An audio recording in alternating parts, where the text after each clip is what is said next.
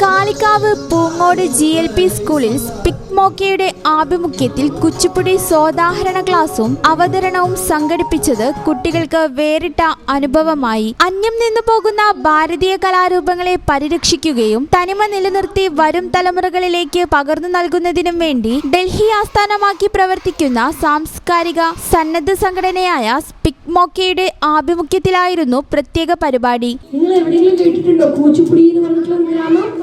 ആന്ധ്രാപ്രദേശിൽ അങ്ങനെ ഒരു ഗ്രാമമുണ്ട്.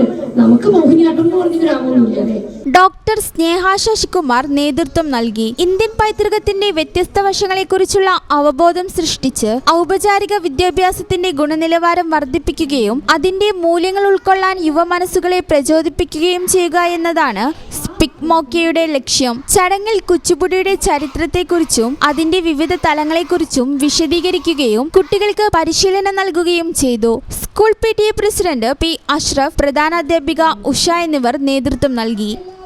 ഈ ചാനൽ ന്യൂസ്, നിലമ്പൂർ. പഠിക്കുന്നത് എംപയർ കോളേജിലാണെങ്കിൽ ജോലി വെറും സ്വപ്നമാകില്ല. Empire college of science, Moodal, Kuttippuram, Malappuram.